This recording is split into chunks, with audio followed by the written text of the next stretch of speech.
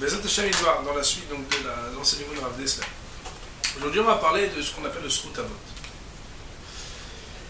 Le Srut Avot, on a l'impression, quand on traduit, nous, que ça veut dire le mérite de nos pères. Et que le mérite de nos pères a une valeur pour nous. En réalité, on verra, si on devait intituler ce shiur, qu'on devrait dire ce qu'on appelle la génétique des midot, ou bien l'héritage spirituel.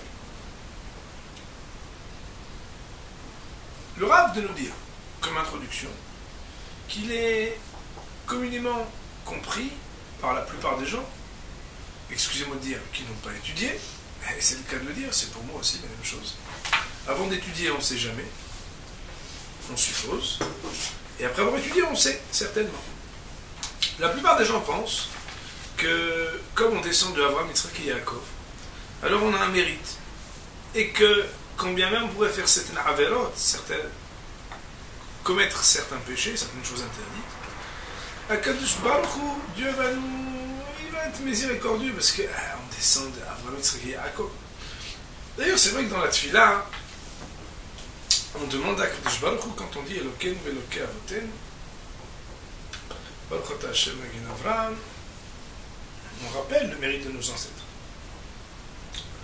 Et donc, on pense, peut-être injustement, mais après tout, dans la tradition, la Torah nous parle de Srut Avot, qu'on a un héritage de nos ancêtres qui étaient des gens très élevés spirituellement.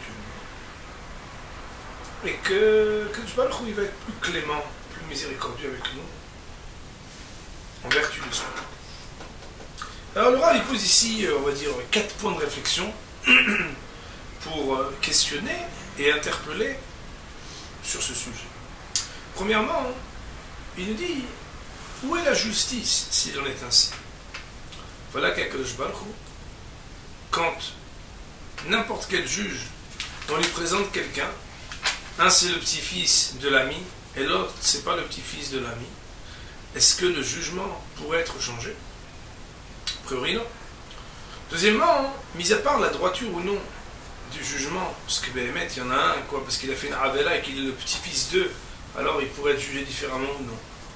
Il y a le fait que la Torah elle-même, elle met en garde que la corruption est interdite. Et donc à Kadosh Baruch Hu, on sait bien que plusieurs fois dans la Torah, on reprend pour se questionner comment à Kadosh Baruch Hu, lui qui nous dicte quelque chose, pourrait-il déroger au principe de la Torah. Plus encore, dans la relativité qui est la perception de l'homme, la perception que l'homme a de la vérité, à savoir que plus on évolue, plus on perçoit ou non la vérité, et du milieu duquel on est issu, on perçoit une parcelle des choses, on regarde les choses selon ce que l'on est soi-même. Ça c'est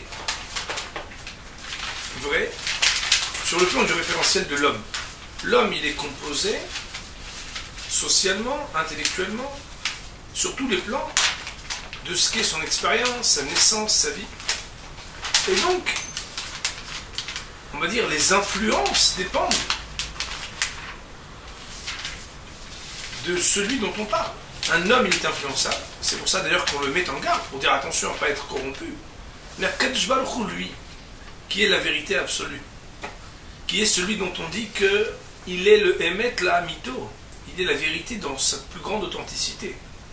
Comment est-il possible d'entendre une relativité du jugement lorsque, au niveau objectif, quelqu'un a fait quelque chose qui est répréhensible? Autrement dit, dans le référentiel divin, où est la place à la miséricorde du fait de l'affiliation d'être le petit-fils d'eux? Alors qu'Akadosh Baruch Hu, c'est Emet la Mito. Enfin, dernière question rhétorique, c'est de se dire que Hachamim, nos maîtres, nos sages, nous disent qu'il y a certaines générations où le Srut Avot, où le mérite des ancêtres, n'a pas sa place, n'a pas de possibilité d'agir. D'ailleurs, la semaine dernière, je donnais cours à des jeunes filles, des jeunes femmes, et là-bas, on avait vu dans Rashi, par exemple, dans le livre de Ruth, que quand on sort en Chutz Haaretz, d'après certains commentaires, on ne peut plus avoir le mérite des ancêtres qui nous protègent. A priori, comment entendre s'il était une possibilité de comprendre le Srut Avot le mérite des ancêtres comme quelque chose qui amène la miséricorde et la clémence, comment comprendre que ça dépend de poids de mesure? Là oui, là non. Ta génération oui, ta génération non. Ça, ce sont des questions que le Rav pose. Alors je vous dis, hein, ici, vous savez, c'est pas le Rav Dessler lui-même qui a écrit le Mechtav Eliyahu, mais un Rav qui habitait dans notre quartier, et qui est niftar il y a quelques années. Et moi j'étais très triste quand il est niftar, parce qu'il faisait partie de ceux qui ont œuvré pour prendre le message, le dibour, la parole d'un maître, et la transcrire pour nous permettre à nous de pouvoir réfléchir sur la Mishnah, sur l'enseignement du Rav Dessler. Il s'agit du Rav Carmel. C'est un homme extraordinaire. Alors, là, il y a une un petit préambule avant que de commencer à répondre aux questions, et je trouve que c'est fondamental de le citer. Le Rav nous dit la chose suivante. Ces questions, elles interpellent, n'est-ce pas, nous dit le Rav. Elles sont intéressantes, n'est-ce pas? Au point qu'on est remué, on se dit, mais c'est vrai, donc le Srutavot, ça n'a aucun sens. Il nous dit, le Rav, si on s'arrêtait là de notre raisonnement, qu'est-ce qu'on ferait de ces questions? Est-ce qu'à cause de ça, on serait à ce point ébranlé qu'on ne croirait plus au mérite des pères? Srutavot. Attendez, j'ai des couchiottes là. J'ai des questions existentielles sur le Srutavot. Si j'ai des questions tellement fortes, c'est que le Srutavot, faute de répondre à ces questions, il n'existe pas. Il dit le Rav, ça c'est pas dans la Torah. Dans la Torah, on a pas seulement l'humilité, mais la crainte d'accepter que dans la finitude de ce que l'on peut comprendre ou non, on ne remet pas en cause quelque chose parce qu'on a sur ce sujet des questions.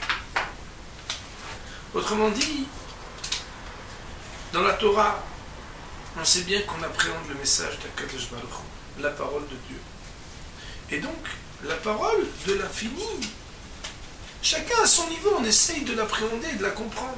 Et chacun peut avoir des questions. La question, elle n'a rien à voir avec la vérité de quelque chose. La question, elle va me permettre de m'intéresser et peut-être de découvrir plus de profondeur au sujet. Et quand bien même ne serais-je pas capable de répondre à ces questions, les idées restent vraies. Les principes transmis par la Torah sont authentiques, quelle que soit ma possibilité de les comprendre. Et je pense que il est indispensable ici donc de raconter une petite anecdote qui est sympathique, qui nous raconte que, je crois qu'on va ouvrir un peu parce que sinon je ne vais pas bien faire le chiot. Non, c'est pas grave, les gens peuvent savoir que je me suis qui nous raconte qu'une fois, il y a un élève de la yeshiva qui a quitté la yeshiva. Et il était un très bon élève, très assidu. Il quitte la yeshiva et le Rosh Yeshiva, le chef de l'école rabbinique et talmudique de laquelle il était issu, le rencontre peu de temps après. Et il lui dit, alors mon garçon, on ne voit plus. Et il dit, oui, Kvod Arav, monsieur le Rav, j'ai 3 questions existentielles. Si vous me répondez à ces questions, je reviens à la yeshiva. Le Rav, il n'y a pas de problème. Il dit, moi j'ai une question à te poser. Tes questions, elles te sont surgies avant que tu partes de la yeshiva ou après que tu sois sorti de la yeshiva? Il lui dit, en fonction de la réponse, tu peux comprendre que j'ai pas besoin de te répondre aux questions. Et bien entendu, ces questions-là, elles sont sorties, elles lui sont venues après qu'il ait quitté la yeshiva. Qu'est-ce que cela veut dire, mesdames? Ça veut dire que dans la vie, il est tellement facile de se faire l'intello qui a des grandes questions existentielles sur le judaïsme. Moi j'ai des grandes questions, tu as déjà réfléchi à ceci, à cela, à cela. Si tu sais me répondre, je deviens religieux moi aussi. Plus encore, c'est quelque part une manière de dénigrer celui qui sait être religieux sans pour autant avoir pris le temps de réfléchir à tous les sujets de la Torah. De prime abord, on se dit, ah celui-là, quelle intelligence! Il ne veut appliquer que lorsqu'il comprend. Mais mesdames, ça c'est peut-être dans les mathématiques un principe véridique. Mais quand il s'agit du message d'Hachem, qui peut prétendre pouvoir répondre aux questions du pourquoi Akadosh Baruch Hu a-t-il dit ceci ou cela? Aussi, il s'agit ici non pas de savoir, mais de craindre Akadosh Baruch Hu. Cette semaine, je donne un cours aux dames et j'ai demandé pourquoi on respecte les Talmidei Hachamim. Alors la dame, une des dames, elle a dit parce qu'ils savent, ils ont un grand savoir. Je dis non, c'est une grave erreur ça. On ne respecte pas un rave parce qu'il sait. Je vais vous dire plus que ça. On ne respecte pas un rave quand il parle de Torah, mais quand il ferme son livre, quand on regarde comment il se comporte. L'important n'est pas le savoir et la compréhension et la possibilité de répondre aux questions. L'important, c'est de savoir, là où mon esprit s'arrête, qu'est-ce qui reste? L'on parle, mesdames, de Emouna. À savoir que j'ai des questions, ok. Mais si la Torah dit que c'est comme ça, est-ce que je garde quand même une foi parfaite en ce que, même si je ne comprends pas, j'applique quand même? Et c'est pour ça que cette petite introduction, avant que de répondre, cette petite aparté du Rav, nous laisse entendre ici que on a ces belles questions. Mais avant tout, le Rav dit quelque chose de magnifique. Il dit, même si je ne vous répondais pas, le Srut Avot ça existe. Bevadaï, c'est certain puisque c'est marqué dans la Torah. C'est qu'on nous enseigne ça. Hachamim nous parle de Srut Avot. Donc voilà, on a posé des belles questions, Kolak Kavod. Mais même si on ne savait pas répondre, ça enlève quelque chose. Et je veux vous avouer qu'une fois, j'étais dans un quartier très huppé de Paris. Et j'ai fait un cours. Moi j'essaye toujours de préparer mes shiurim. Donc j'avais préparé un cours avec beaucoup de commentaires. Et à la fin, il y a quelqu'un qui a posé une question. Une dame qui avait posé une question, c'est une conférence. Et c'est une question pertinente. Et j'ai dit, écoutez, je vous avoue qu'il faut que je réfléchisse à ce sujet. Je ne sais pas vous répondre. Et la personne qui nous avait reçus m'a dit, écoutez, j'étais très déçu. Vous puissiez dire dans tout le monde que vous ne savez pas. Et je lui ai dit que moi je te déçoive, ça me surprend, mais que toi tu m'as déçu très grave. Pourquoi?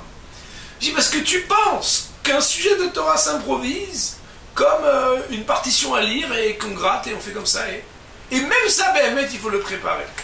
On parle ici du message d'Akadosh Baruch Hu. Au contraire, le fait de pouvoir tellement bien savoir ce qu'on a préparé et réfléchi ne nous laisse pas moins justement enseigner aux autres que là où on n'a pas réfléchi, on n'a pas essayé d'approfondir, on peut rien bichlal, on peut rien du tout essayer de dire, puisqu'on parle ici du message d'Akadosh Baruch Hu. Après cette petite introduction, bien sûr, le Rav Dessler va quand même nous donner des réponses. Mais ici, il nous enseigne quelque chose d'extraordinaire. C'est que, à nos enfants aussi, qui font partie de cette génération du savoir, où ils aiment accéder rapidement, et très précisément, aux réponses des questions qui les interpellent, il faut savoir que la réponse, il n'y en a jamais une. La réponse, on ne l'a pas tout de suite parfois. Et plus que ça, à la yeshiva, des fois, on nous enseigne qu'il y a des sujets qui, dans l'absolu, n'ont pas été tellement révélés. Parce que la Torah, c'est quelque chose de profond. C'est le message d'Akadosh Baruch Hu. Donc, pas de vision trop académique de l'étude de la Torah. Une bonne question est toujours une bonne question. Mais la réponse, qu'elle existe ou non, n'enlève pas la vérité et l'authenticité du message de la Torah. On va aller même plus loin. Le Rav dit quelque chose. On a ici... le Rav il dit quelque chose d'extraordinaire. Il dit la plupart du temps, une question, parce qu'on ne sait pas. Il aurait dit que quelqu'un il étudie la Torah, il se rend compte que la plupart de ces questions, elles viennent du monde étranger à la Torah dans lequel il évolue.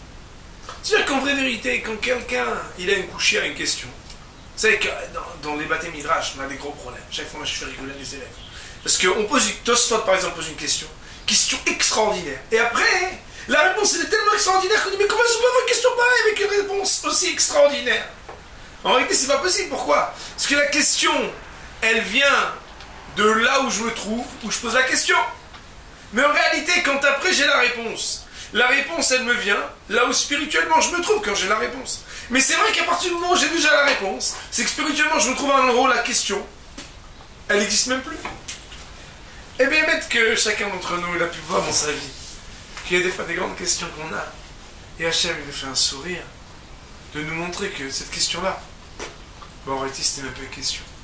Seulement, il faut donner la Emouna. Emouna, c'est là où l'intellect s'arrête et il y a la foi qui commence. Toujours. D'ailleurs, vous savez que les 6 ordres de la Mishnah, alors on trouve dans un verset l'allusion à chacun des ordres de la Mishnah.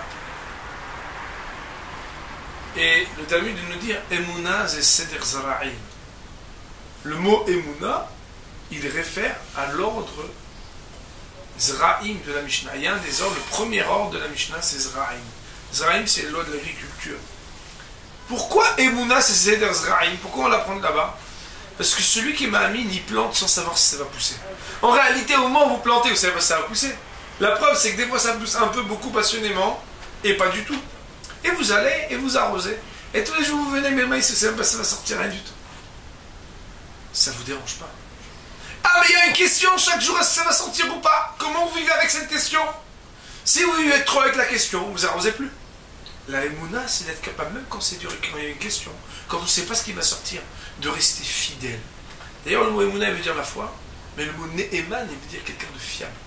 Plus que ça, il y a Ted Ne'eman, je ne parle pas du genre d'attention, il y a Ted Ne'eman dans la Torah, c'est un socle, un pilier assez ancré dans le sol pour qu'on puisse se poser contre lui sans tomber. La émouna, c'est la fiabilité, la fidélité à Kadosh Baruch Hu, même là où je ne comprends pas la profondeur de son message. Donc, maintenant il va falloir un petit peu essayer de voir dans les mots du Rav comment répondre à la question. Alors le Rav se base sur le commentaire, j'aurais dit gigantesque, de Rav Chaim de Volojin. Rav Chaim de Volojin, comme vous le savez, c'était le Talmid Mouvak, l'élève excellent du Gaon de Vilna. Rav Chaim de Volojin, c'est l'auteur de Nefesh HaChaim, l'âme de la vie, mais aussi d'un autre ouvrage que j'ai d'ailleurs ici au Beth Mikdash, qui est tout petit, qui s'appelle Ruach HaChaim, sur les Pirkei Avot, sur les maximes des pères. Rav Chaim de Volojin, sur le verset de Michelet qui dit Mithalech betumot tzadik ashrei banav harav, celui qui marche avec perfection comme un juste, heureux ses enfants derrière lui. Voilà la traduction, on va dire, littérale de ce verset. Comme vous le savez, un verset de Michelet, normalement, on ne le traduit même pas. On l'explique chaque fois. Rav Chaim de Volojin nous dit Ki kama midot she'atzadik tarach veyaga le'asigam, car combien sont les qualités que le juste s'est fatigué et s'est efforcé d'accéder et d'obtenir, les banav harav ema kemoteva amutba, pour ses enfants derrière lui, donc les enfants du tzaddik, ils sont comme une nature ancrée, ou biktsat yegi'a yagi'u lazé, avec très peu d'efforts, ils pourront accéder aux qualités de leur père. Le Rav nous dit, ah c'est beau, hein, on pourrait le lire et dire, ah ça va, on a compris. Non, approfondissons. De quoi on parle ici? On parle ici des vertus. Et bien, mettre que pour comprendre ce texte, il faut avoir la chance d'avoir au moins une fois parcouru le Kuntra Abhira, c'est-à-dire le recueil sur le libre arbitre du Rav Dessler lui-même. Il y a deux gros dossiers qu'on va étudier à la session Beth Mikdash avec vous, du Rav Dessler. C'est ce qu'on appelle Kuntras HaChesed, le recueil sur la bonté, et Kuntras Abhira, le recueil sur le libre arbitre. J'avais déjà enregistré une série de cours sur ces sujets-là, parce qu'ils sont fondamentaux. C'est d'ailleurs, le Kuntras HaChesed, c'est un des sujets qui m'a, personnellement à moi, dans la Mishnah, dans l'enseignement du Rav Dessler, le plus bouleversé dans ma vie. Je me rappelle encore des discussions avec des rabbins comme le Rav Eiman, donc j'avais été le voir remué à dire mais comment c'est possible, tellement c'était remuant. Il y a dans le Kuntras Abhira le propos sur le libre arbitre, la définition du libre arbitre. Il faut savoir que l'existant n'existe que parce qu'il choisit. Ça veut dire quoi? Pas très longtemps, hein, j'ai acheté un sefer sur l'âge de l'adolescence. Et là-bas, hein, ce sont des lettres et des missives qui sont écrites par des grands rabbinim pour les jeunes. Et c'était un recueil extraordinaire. Et là-bas, il y a quelqu'un qui écrit à un jeune homme qui vient d'être bar mitzvah et qui lui dit, tu devrais te poser la question. Avant la tombée de la nuit, tu étais un enfant. Après la tombée de la nuit, tu es un adulte. Qu'est-ce qui s'est passé, ça racole? Il s'est passé rien du tout. Quelques heures. Il dit, après la tombée de la nuit, tu deviens bohème. Tu deviens celui qui a le choix de choisir. L'existence, elle est dans le choix. Ce que quelqu'un choisit, c'est là où il choisit son existence. Là où quelqu'un ne choisit pas, qui on pourrait dire qu'il n'existe pas. Il y a des choses qu'on ne choisit pas dans la vie. Le Rav nous dit par exemple, à notre niveau, voler le sac à main d'une vieille dame dans la rue, j'ose espérer que ce n'est pas une question, ni pour vous ni pour moi. On marche, on ne se dit pas, peut-être que je peux lui voler, peut-être que je ne lui vole pas. Par contre, se dire, est-ce que je vais jeûner le lundi et jeudi, ça serait bien. Ou non. Peut-être que ça non plus, c'est même pas une question, parce que ça c'est un acte de trop grande piété. À notre niveau, chacun selon son niveau spirituel, il a ce qu'on appelle Nekudat Abhira, le point d'emprise de ce qui s'appelle le choix. Ça veut dire que il y a des choses qui sont au-delà du libre arbitre. C'est qu'on est tellement pieux entre guillemets qu'on ne se pose même pas la question. Il y a des choses qui sont en deçà du libre arbitre. C'est que c'est tellement pour les religieux que ça, je ne suis pas encore à ce niveau-là de me poser la question si oui, si non. Là où le champ de bataille se trouve à la conquête d'un terrain qui n'est pas encore conquis, pour reprendre la parabole du Rav Dessler, là où tout se joue, il y a des bonhommes qui viennent armés du Yetzeratov, d'autres du Yetzerara, on dit est-ce que oui, est-ce que non, peut-être que oui, peut-être que non. Je me pose la question, là où il y a une question, là où il y a un est-ce que oui, est-ce que non, alors l'homme se positionne, l'homme existe, l'homme choisit. D'ailleurs, beaucoup de maîtres expliquent que le mot Adam, Aleph, Dalet, même, a la valeur numérique du mot Ma, qui veut dire quoi. Quoi faire?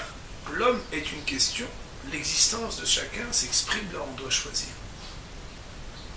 Nous dit le Rav quelque chose d'extraordinaire. Combien on aurait voulu, nous, choisir pour nos enfants? D'ailleurs, même tant qu'on peut, on le fait alors. Et il y en a même qui poussent jusqu'au bout qu'ils veulent choisir tout, même quand les enfants sont grands. Mais en réalité, choisir à la place de l'autre ce qui exprime son existence, c'est quelque part l'empêcher d'exister. Ah oui, mais bon, il se prend pour un homme, c'est pas encore un homme. C'est vrai. Mais quelque part, si là où il aurait dû normalement commencer à exister, à choisir, tu veux choisir pour lui, c'est que quelque part, tu l'empêches lui de choisir. Non, mais il sait qu'il peut me faire confiance. C'est mais ça raconte, en fin de compte, c'est un cas, je sais pour lui. C'est une problématique qui est très complexe, mais le Rav nous dit quelque chose d'extraordinaire.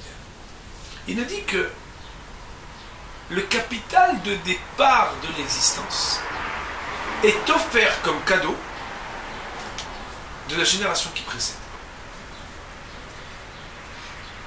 J'étais en voyage et il y a quelqu'un qui est venu me voir en me disant, mais vous savez, nos enfants ils veulent étudier la Torah, nous on n'est pas sûr que ce soit fait pour eux, etc. Et comment ils vont faire? Je lui dis, écoutez, d'abord vous avez des beaux problèmes, il y en a que c'est exactement dans le sens inverse. Ils ne veulent pas étudier, comment je vais faire? Et ils vont sortir et ils vont aller. Donc je dis donc d'abord remettons les choses à leur place. Mais je dis comme ça. Vous avez mis 20 ou 30 ans pour découvrir ce que c'est Torah Mitzvot. Et vos enfants, ils sont nés dans un milieu où il y avait des choses qui étaient déjà établies et acquises. C'est qu'il y a un Shabbat, il y a une politique familiale, il y a une cache-route, il y a l'Imudat Torah. Eux, ils ont grandi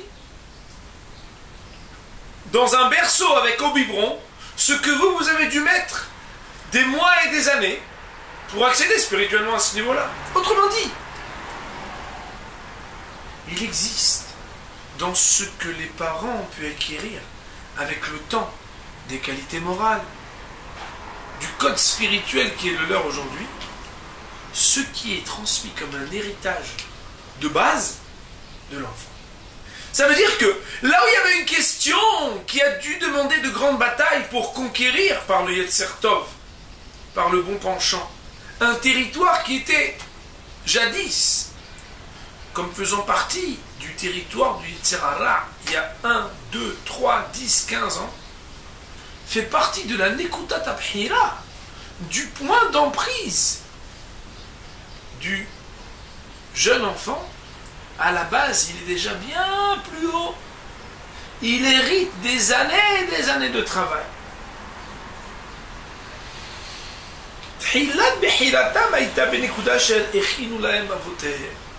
Chaque enfant qui naît a, au début des choix qu'il a à faire, le point qui était la fin du cheminement spirituel de ses parents et de ses ancêtres. Alors le Rav nous dit, mais jusqu'où ça va? Jusqu'où ça va? Jusqu'à combien de générations ça va? Alors il nous dit que, même sinon on a l'impression qu'il faut regarder juste la génération qui précède, il nous dit que c'est pas juste.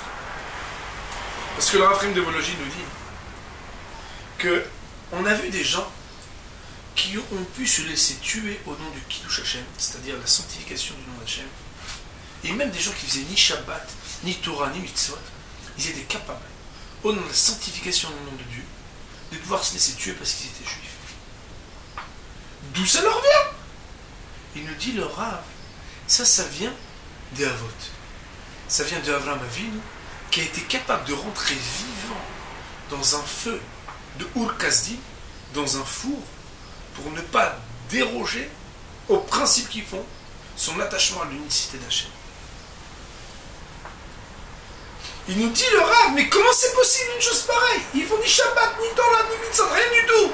Et lui, il va aller, parce qu'il est juif, dire, vous pouvez me tuer, jamais je ne deviendrai idolâtre. Quel idolâtre alors va? T'as jamais fait Shabbat, rien du tout? D'où ça leur vient? Vous croyez que ça, ils l'ont appris au Heider, ils n'ont même pas vu qu'est-ce que ça veut dire à l'Evbet? Ça, c'est un héritage spirituel qu'ils ont reçu.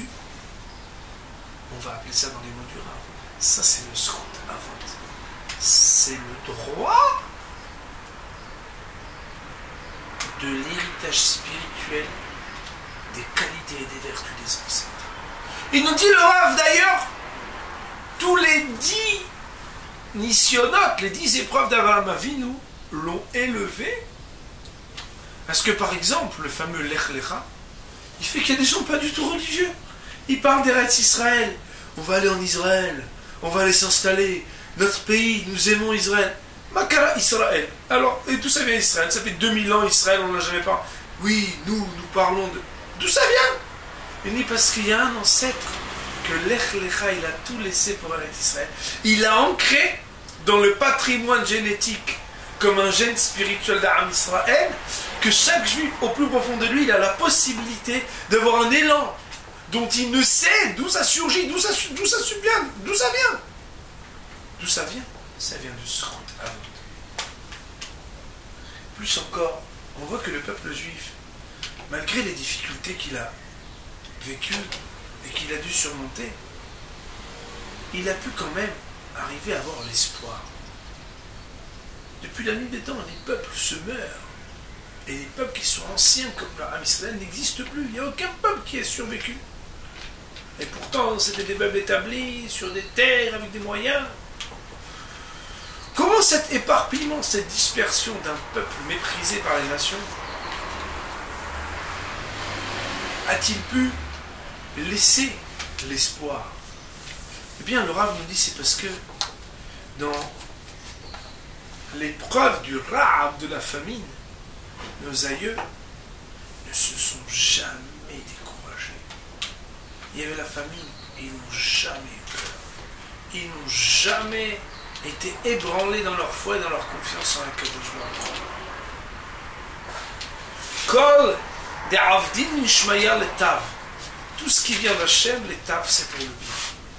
Bien entendu, sur le plan individuel, parfois, on se sent fragile. Mais sur le plan collectif et général, le peuple juif est une leçon d'espoir, qui d'ailleurs, quoi qu'on puisse en dire, incontestablement, a permis à un peuple d'arriver sur un endroit désert et d'avoir la beracha. C'est quoi la beracha? La beracha, nos maîtres nous disent, c'est pas de prononcer une formule magique pour faire du bien à Hachem. Beracha, ça veut dire reconnaître que c'est lui la source de bénédiction.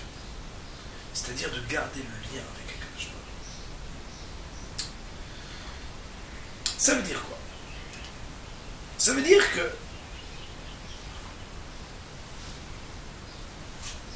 si, de prime abord, on regarde les questions qu'on a posées au-dessus, on se dit, mais comment comprendre une seconde que, Béhémet, on puisse parler encore de jugement et de justice lorsqu'on va réclamer Srout Avot, toi tu es descendant de qui et toi tu es descendant de quoi? C'est pas la justice. Comment Akadosh Baruch Hu lui-même pourrait être Halila, regardé comme quoi? Un juge corrompu, Hazve Shalom. La Torah proscrit la corruption. Dans l'absolu de la vérité d'Hachem, nous avons demandé, mais comment entendre une seconde, une relativité par rapport à la filiation? Tu as fait ça, tu dois avoir cela. Et enfin, on a dit, mais c'est quoi les générations de Srout Avot ou pas? Le Rav nous dit quelque chose d'extraordinaire. Il dit que pour répondre à ces questions, avec les éléments qu'on a cités, peut-être qu'on peut entendre que la rahmanout, la miséricorde, ne viennent pas enlever la juste justice d'Akadosh Baruch Hu, qu'il est Shofet Emet, qu'il est le juge de vérité. Pourquoi?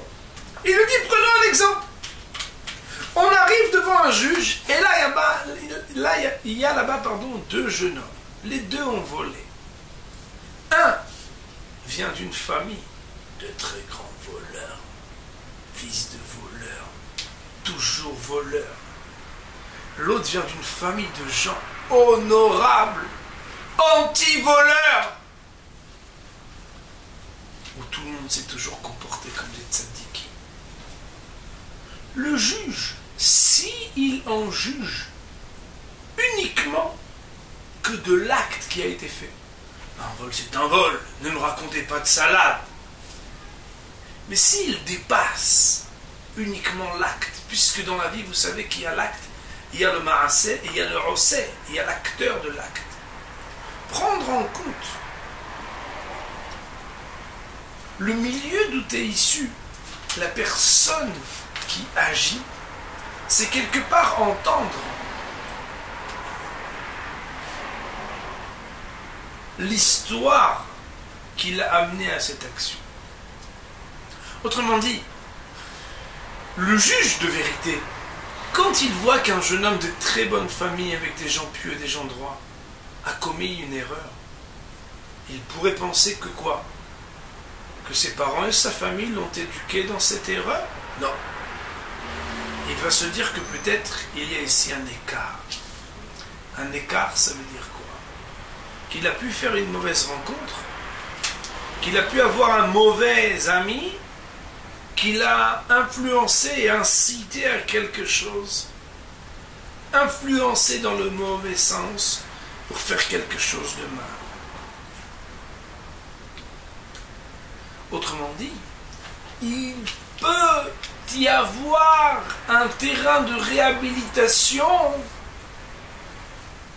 et des circonstances qui ne disculperont pas l'acteur de son acte, mais qui amèneront à d'autres peines, des peines qui considèrent que par rapport au droit chemin qui n'est pas si étranger à cette personne, on peut lui réserver un terrain de correction moins pénible et moins dur pour le remettre sur le droit chemin que celui qui, de fait, était inscrit, de par ce qu'on l'a éduqué, à une voie qui, quelque part, n'est pas aussi facilement récupérable que l'autre.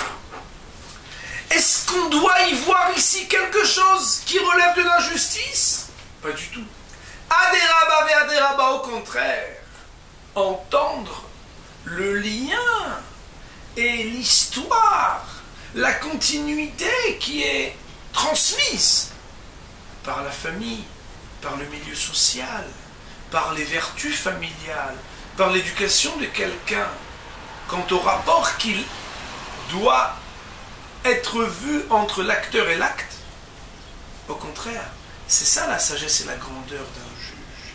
Les circonstances atténuantes, non pas de l'acte, mais du rapport entre l'acteur, du milieu dans lequel il a grandi, du srout avot, c'est-à-dire des vertus, des qualités qui lui auraient été normalement transmises de base et qu'il a manqué de saisir comme un capital de base. Alors ça, c'est quelque chose qui, au contraire, fait partie des qualités d'un juge. Autrement dit, mesdames, ici, on nous apprend quelque chose d'extraordinaire. C'est quoi srout avot? Srout avot qui viachol, c'est le relais tellement facile à saisir des qualités qui ont coûté à la sueur du front de nos parents l'acquisition spirituelle de vertus, de qualité, de foi en Akadosh Baruch Hu, de bonnes midot, et qu'on peut obtenir tellement facilement.